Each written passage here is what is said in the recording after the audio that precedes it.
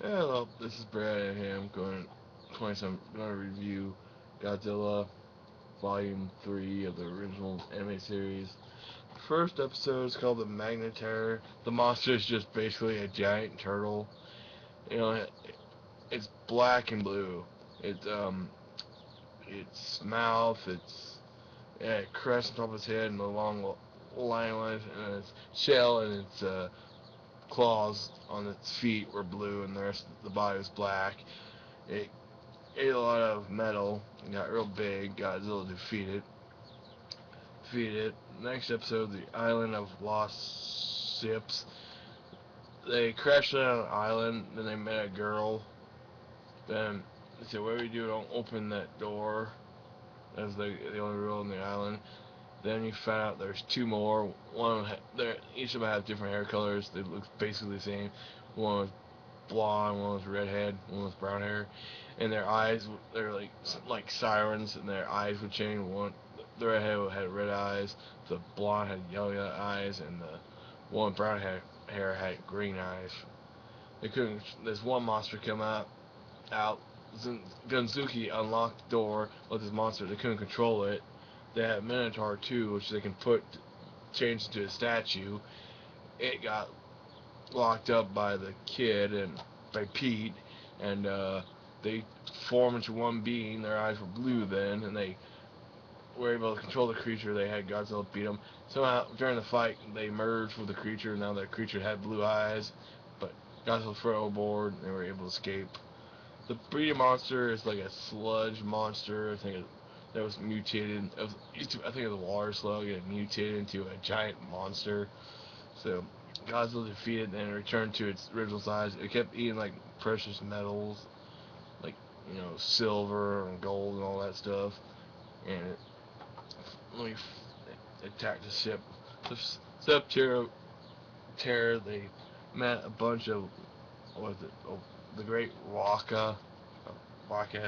They said it turns out there was like a whole bunch of watches, whatever. Hell, I can't. They said the name, but I forget it. So there's like a whole bunch of them. Some were small, some were big, some were giant size, and like wow. So they end up beating them.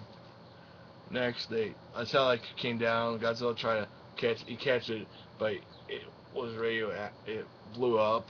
So they send them through time, and so they end up in prehistoric time. So they found like a plesiosaur or something, and they tried to attack him. They called Godzilla. Godzilla drew it away with his atomic breath, so he left. Then they got went after what he thought was a butterfly, but it was a plant thing to use it to catch prey. So he ended up getting caught, and they fell into a pit. Then the two people they got rescued. It was the captain, Dr. Quinn, his boy's aunt, and Pete's aunt, and it turns out they were rescued by cavemen.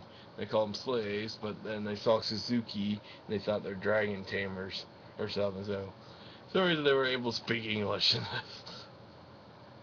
The cavemen were able to speak with the people.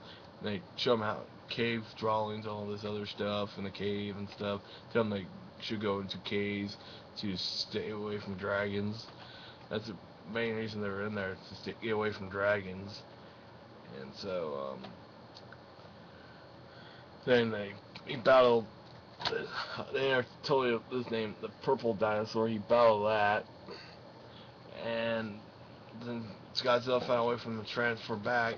Then they gave it to the other dinosaur, and they were able to transfer back with the dinosaur right before the satellite crashed. So Godzilla blew the satellite, and the dinosaur caught it, and he transferred back to his time. Then later on, a few minutes later, uh, Kazuki, his hands were going green.